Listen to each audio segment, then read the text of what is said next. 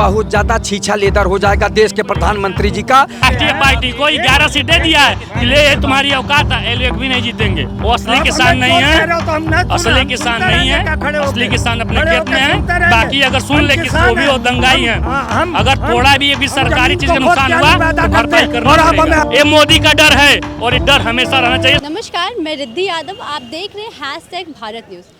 जैसे जैसे गर्मियां बढ़ रही हैं वैसे वैसे ही लोकसभा चुनाव की तारीख नज़दीक आते ही सियासी जो माहौल है वो भी गरमाया हुआ नज़र आ रहा है, जिसके चलते हम आप पहुंचे हैं आम जनता के बीच। तो चलिए उन्हीं से जानते हैं कि लोकसभा चुनाव को लेकर जो उसकी हवा है, चुनावी हवा है, उसका रुख किस तरफ मुड़ रहा है। क्या बीजेपी की हैट्रिक होगी या विपक्ष अपना दाव खेलकर सत्ता में आने का प्रयास करेगी। तो चलिए हम बात करते हैं लोगों से। बात करें लोकसभा चुनाव की, तो किस तरफ आपको रुख दिख रहा है चुनाव? देखिए, अगर चुनाव पे इंडिया गठबंधन मजबूती से जाएगा धरातल पे तो जरूर चुनाव जीतेगा।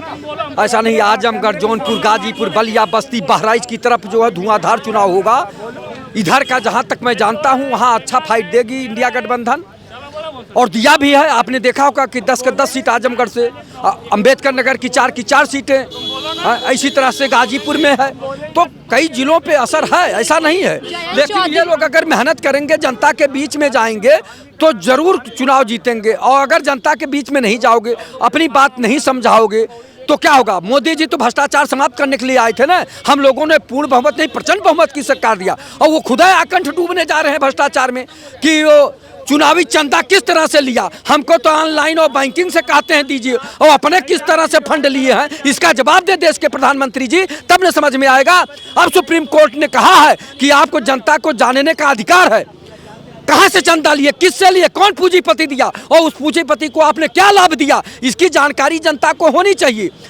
सूचना का अधिकार को इन्होंने खत्म कर दिया कि जनता इस बारे में, पार्टियों के चंदा के बारे में नहीं जानकारी ले सकती। ये पास किसने बिल किया? ये देश के प्रधानमंत्री जी, ईमानदार प्रधानमंत्री जी ने पास किया। इनकी ईमानदारी पर तरस आता है कि जनता को कहते हैं कि जानने का हक है, उस कानून को आप फेर बदल करके और चुनावी चंदा लिया, और वो भी उसको कहते हैं कि कौन सा, हाँ, इलेक्टोरल बॉन्ड द्वारा लिया, और जनता से कहते हैं ऑनलाइन पैसा दीजिए, ऑनलाइन लीजिए, तो ये करिए तो वो करिए, सारा बंद है। कि चुनावी बॉन्ड जो है अभी फिलहाल जो सुप्रीम कोर्ट वाला मुद्दा शुरू है, इससे भी जनता पे असर पड़ेगा। बीजेपी की राजनीतिक जो भी कड़ियां चल रही हैं बहुत ज्यादा छीछा लेदर हो जाएगा देश के प्रधानमंत्री जी का। ये 400 नहीं 500 4300 पा जाए उसमें कोई हर्ज नहीं है। ये 50 साल शासन करे उसमें कोई हर्ज नहीं है। लेकिन आपकी नीयत पे खोट है कि आप जनता को जानने का अधिकार जो है उस पर आपने कुठाराघात किया, आपने रोकने का। कैसा ईमानदारी? आपके रहते विजय माल्या, मेहुल चौकसी, नीरव मोदी लाखों हजार करोड़ रुपया लेके भाग गए। ये कौन जिम्मेदार है? आपकी चौकीदारी में लेके भाग गए। हम लोग सोच रहे थे ये सजग चौकीदार है, चैतन्य चौकीदार है, जागरूक चौकीदार है। ये अब इनकी चौकीदारी कहाँ गई? आप बताइए। इलेक्ट्रोल बॉन्ड के जरिए जो पैसा मिलता है वो पैसा गोपनीय रहता है। गोपनीय कैसे रहता है कि देने वाली ये कंपनी है, ये हमको देंगे और हम जानेंगे। दुनिया में कोई न आरटीआई के अंतर्गत आता है, आरटीआई से भी इसको पता नहीं कर सकते हैं कि इन्होंने कितना दिया, मैंने कितना लिया। उस पैसे का आरटीआई द्वारा खुलासा भी नहीं हो सकता है। चोरकटाई का सबसे बड़ा कानून अगर किसी ने बनाया तो भारतीय जनता पार्टी ने बनाया। इस कानून को, इलेक्ट्रोल बॉन्ड का जो सिस्टम लाया, किसने लाया? बीजेपी की सरकार ने लाया। और 1300 करोड़ रुपया, यानी सबसे ज़्यादा पैसा, कई गुना ये पैसा आया भाजपा के पास। भाजपा ने ये कानून क्यों बनाया? क्योंकि पूंजीपतियों से इनकी दोस्ती है। तो क्या लगता है अखिलेश और इंडिया गठबंधन कितनी सीटों पे आएगा और बीजेपी की कितनी सीट रहेगी? 80 में बात कर लेते हैं, शब्द एक शब्द। देखिए, अभी जो गठबंधन की रूपरेखा है वो पिक्चर सामने नहीं आई है। जब तक गठबंधन ना हो जाए, आचार संहिता ना लग जाए, उस पर टिप्पणी करना मुझे लगता थोड़ी बेईमानी होगी, क्योंकि उथल पुथल है। हर पार्टी में बीजेपी वाले उधर जा रहे हैं, उधर वाले इधर आ रहे हैं। कहीं ना कहीं वो जो है असमंजस की, एक मिनट कंप्लीट हो जाए, बोल। सब लोग असमंजस की स्थिति में है मैम। असमंजस से तभी ने राष्ट्रीय पार्टी को 11 सीटें दिया है, ये तुम्हारी औकात है, एक भी नहीं जीतेंगे, एक सीट नहीं जीत पाएंगे लोग। और भारतीय जनता पार्टी 80 की 80 सीट जीतेगी अपने सहयोगियों के साथ। एक मिनट क्या 1 मिनट? तुम जीते हो कहाँ? सभी असमंजस तेरी की पार्टी स्थिति जीतती में है है। कभी? पिक्चर अभी बाकी है मैम, नहीं बाकी आचार है। संहिता 5 लगने राज्यों में दीजिए दिखा दिया। थोड़े से।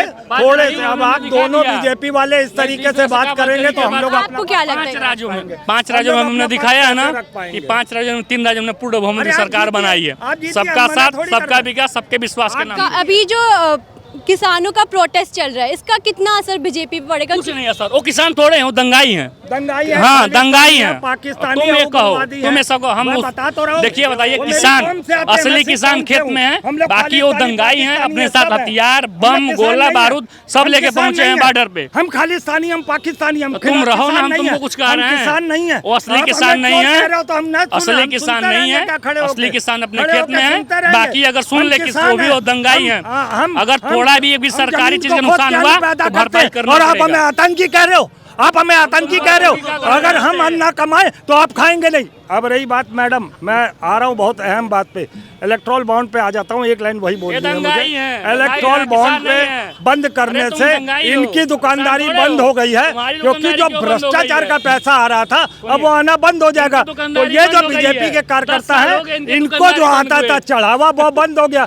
और दूसरा ये देखिएगा, अभी पीएम फंड दुकानदारी पे बंद भी हो गई, 7-10 इसी साल तरीके में से बर्बाद हो गए। CICJI की इसलिए हम लगाम मोदी को लगेगी। रेतरे बोल जो रहे हैं, पीएम फंड जो है भाषा उसकी भी उपयोग कर जांच रहे हैं, होगी। गलत है। देखिएगा और बहुत हम माफी जल्दी मांगेंगे अभी 10 पानी मिनट के दूध अंदर। का दूध और पानी का पानी होगा। कुछ नहीं जय हिंद, होगा। वंदे मातरम। कुछ नहीं होगा। ये लोग 0 सीट, एक क्षेत्रीय पार्टी ने इनकी राष्ट्रीय पार्टी को औकात दिखा दिया है कि ये राष्ट्रीय पार्टी की औकात 11 सीट समाजवादी पार्टी ने दे दिया है कि लो लड़ो। वो भी बहुत कम सीट दे रही थी, 1-2 सीट, क्योंकि जानती है कि कांग्रेस का न कोई वर्चस्व नहीं है। कांग्रेस का वर्चस्व खत्म हो गया है। और कांग्रेस का वर्चस्व एक और खत्म हो गया कि सोनिया गांधी ने अपने रायबरेली से नाम वापस ले लिया। जानती है क्यों? क्योंकि वो एक भी बार जीतने के बाद सोनिया गांधी ने एक भी बार रायबरेली का दौरा नहीं किया है। आप दौरा नहीं करेंगे, आप विकास नहीं करेंगे, आप जीतेंगे? ये मोदी का डर है और ये डर हमेशा रहना चाहिए। सोनिया गांधी ने राजस्थान में अपना राज्यसभा सांसद नामित करवा लिया है। क्या बात करेंगे? जानते थे कि अगले बार बेटवा हार गया, इस बार मैं हार जाऊंगे, क्या इज्जत बचेगा? और कांग्रेस का कोई वर्चस्व नहीं है। इस बार उत्तर प्रदेश से कांग्रेस मुक्त भारत बनाने जा रहे हैं हम लोग। इससे पहले उत्तर प्रदेश में अगर बात की जाए सीटों की, सीट में पहली चीज तो पहली फाइट है ही नहीं है, क्योंकि माननीय योगी आदित्यनाथ जी ने बहुत अच्छे काम किए हैं। उत्तर प्रदेश को बिल्कुल गुंडा मुक्त बना दिया गया है, तो इसलिए भैया उनकी सीट तो पूरी तय है, 80 की 80 आएगी। छात्र युवाओं की बात करें तो हमेशा ये विपक्ष का भी रहता है और कई सारे एग्जाम्स जो होते हैं वो लीक हो जाते हैं। तो कितनी युवाओं को नौकरियां मिली हैं, कितनों को क्या काम हुआ है, इन सब चीज़ों पे क्या? देखिए, नौकरी की अगर बात की जाए तो नौकरी पहली चीज़ जिसको करना है वो कर रहा है, आराम से घूम रहा है, कर रहा है नौकरी। और सरकार के ऊपर पहली चीज़ तो किसी को आरोप लगानी नहीं चाहिए कि सरकार जिम्मेदार है नौकरी दे। अब टैक्सी जा रही है, टैक्सी में सवारी नहीं है तो मोदी जी आके भरेंगे। बस में सवारी नहीं है तो मोदी जी आके बस भरवाएंगे। तो कुल मिला के लोग इतने गिर चुके हैं, मानसिकता इतनी गिर गई है लोगों की कि कोई तरीके से बस विपक्ष यही चाह रहा है कि बीजेपी के प्रधानमंत्री जी हटे हूँ, लेकिन इसके कहने से कुछ भी नहीं होने वाला है। 400 पार का नारा जो माननीय प्रधानमंत्री ने दिया है वो खड़गे जी ने भी बोला है, अब की बार 400 पार। तो ये कांग्रेस के लीडर ही खुद ही बोल रहे हैं 400 पार, तो इसका मतलब डंके की चोट पे 400 प्लस ही होना है भारतीय जनता पार्टी की। उत्तर प्रदेश की रही बात, 80 में से 80 सीटें ही आएंगी, अगर और बढ़ भी रही होंगी तो वो भी आ जाएंगी अपने में। हमने यहाँ पे आम जनता के बीच रूबरू करके ये जानने की कोशिश की कि लोकसभा चुनाव को लेकर उनकी अपनी क्या राय है। तो यहाँ पे हमें कई पक्ष के सपोर्टर्स भी नजर आए, तो कहीं विपक्ष को भी सत्ता में लाने की बात करने वाले लोग भी नजर आए। ऐसी और भी अपडेटेड खबरों के लिए बनी रही है #भारत न्यूज़ के साथ।